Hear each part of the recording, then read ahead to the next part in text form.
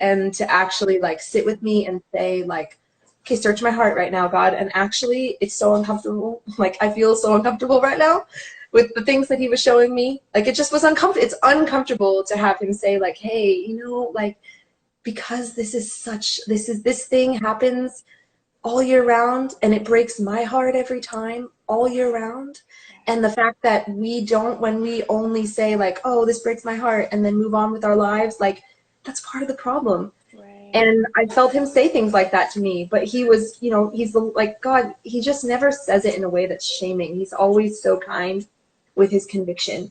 And I felt like his kindness just like pour over me. And I just felt like his kindness was showing me all these things that are uncomfortable to face. And I didn't necessarily want to sit through them and hear it. But then as he kept telling me these things, I thought like, whoa, like I'm part of the problem. Like I am part of this problem staying on earth right now. And, you know, I've got Black best friends. I've got, you know, like, it's not that I try to be open with diversity and like all that stuff, but I'm still part of the problem for not actually allowing this to break my heart and actually search my own heart and ask the Lord, like, what are the things that are keeping me from actually wanting to post about this? So that was tough. It's hard to like sit with him and ask him to search your heart and show you these things. But once you do, it was like, whoa, like all of a sudden I just felt like this, like I can't even describe because it's interesting with God, it's like a dichotomy. Like you're feeling so much grief and so much pain, but also so much hope that God is like moving. You know what I mean? Right. So I just feel that like back and forth. I just felt like, whoa, like I was grieving. And I think what hurt me even more was like, I just started to feel this heaviness of the fact that racism is such, like, it's an issue right now, and it's been an issue for so many years, and it's not just when these big public tragedies strike. I don't know, I just had this big, heavy, weighty feeling of like, oh my gosh, like I felt helpless. I felt like this is, like I was crying, and then I just thought like, on the other side of the spectrum, like, this is only a taste of what people of color have experienced their whole lives. Like, I'm sitting here feeling so uncomfortable. I'm crying my eyes out. I'm feeling helpless. I'm feeling this weight of despair. And yet this scratches the surface of what people have felt their whole lives. And that even more just gutted me. I just felt like, what? Like, it's hard to go through that process and then to really face that with yourself, right. To know that, you know, like, this is what people have felt their whole lives, but on a whole other scale. Like you're barely scratching that surface. And so that's kind of where I was at in the past few days. I think I've gotten a little bit better at I've been trying to give the burden back to the Lord. Which at first it was like I had to have that burden. Like I had to have it because something in me shifted. It was like I've never felt this way about racism and about just things that were really uncomfortable for me to actually talk about, and to acknowledge, you know, of the things in me. And I feel like I'm still stumbling through this whole process of learning. Like I'm not saying the right things sometimes, and my friend has corrected me sometimes about certain things that I've said, or, you know, and I just realized, you know, like, good, like this is really good. I need to be in this place where I'm letting myself learn. I'm letting myself, you know, I'm doing the work. I'm not asking people of color to educate me right now. I'm going to do the work all year round, and not just when something like this happens publicly, but also knowing that, you know, if I mess up, I say the wrong thing, like it's okay. And just know that, like, let yourself be corrected. Like take out my ego. Like, I don't know what I'm doing when I try to, like, I know I am not a voice of this movement at all. I am a listener, you know, just knowing, taking that posture, and just, it's been a big journey. I feel like the past few weeks, I just felt like something has shifted in me.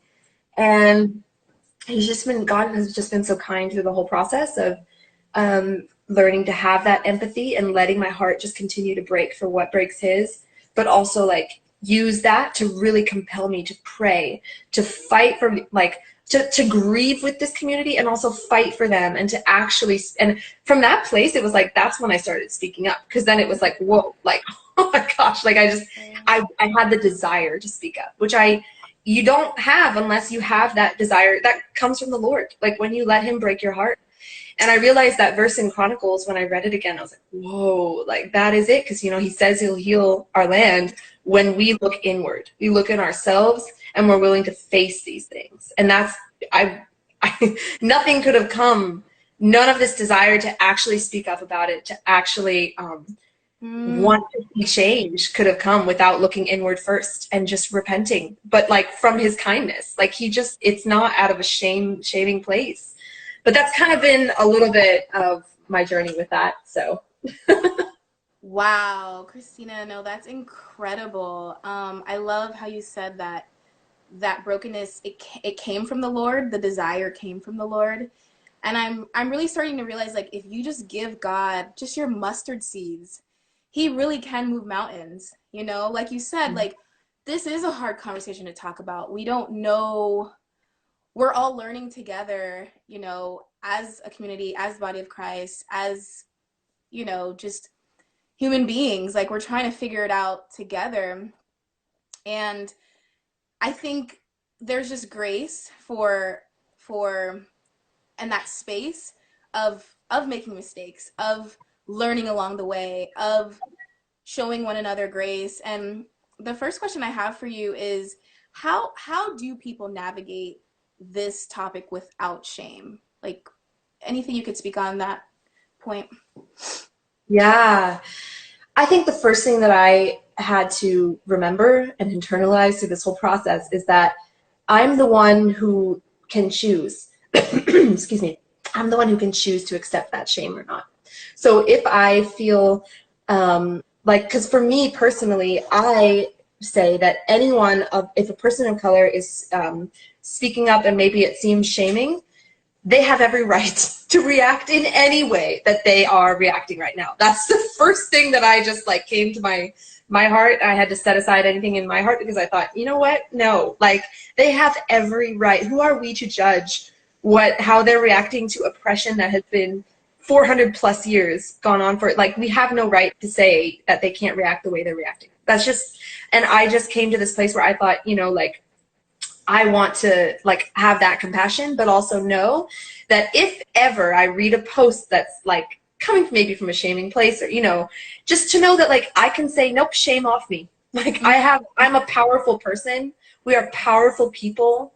We don't need to, we're not victims of any sort of, you know, external, you know, how we're feeling. We can say, nope, shame off me. You know, and just stand in that with the Lord, stand in that, and then just continue to do the work and continue to keep showing up and humbling ourselves. Like, that's the biggest thing that I've learned. And I think if you think you're humble enough, you're probably not. That's just what I've learned just with the Lord. Like, just knowing that if I ever think I'm like, oh, I'm being so humble right now, probably not humble enough, you know, just continue to just know that. And so I think just putting aside those feelings of bringing those to the Lord and say, hey, Lord, I'm feeling a little bit of shame right now. Just being honest about it, but then saying, okay, so what do? We say shame off me. Like, I will use my words to not accept that. And then also say, and also have compassion, and then say, okay, so how do I move forward with this? How do I speak up? What is it? Like, Lord, bring me to that place where, like, that's where I just had to keep bringing it back to the Lord and say, Lord, like, I know shame is off me, but give me this desire. Like, continue to break my heart for what breaks yours. And that place is where I want to be speaking. Every word that I speak, every post I share, anything that I do, I want it to be from that place, because I never want it to be, sorry. I think about this all the time, and I think I'm just kind of like, Lord, I need you to compel my words to come out from the place of kindness that led me to repentance. And just know that it was never from a shaming place. And if I ever hear that, if I ever feel like I'm, you know, I'm experiencing that shame, just knowing, you know, shame off me. It's okay to have these feelings, but shame off me. And that's kind of how you continue to move forward through any of this, because you just give space for people who have been oppressed for 400 plus years to react the way they're reacting. And even people who aren't people of color who are reacting that way as well, just knowing that this issue is multidimensional. It is not a one-dimensional thing. It's been going on for years and years and decades, and there's so many different sides, so many different perspectives that you're gonna encounter things that kind of make you start to feel that like, okay, am I feeling shame right now? And that's okay, because this is not, you know, a one and done thing. It's not going to be cut and so holding space for that and just knowing that there are going to be things that might start to make you feel that way, but just continue to bring it to the Lord and say, Lord, what is conviction and what is shame? Show me the difference. Show me the difference, because I want to feel the conviction, but the shame I want off me. And I think the Lord's going to do that. So we always have to bring that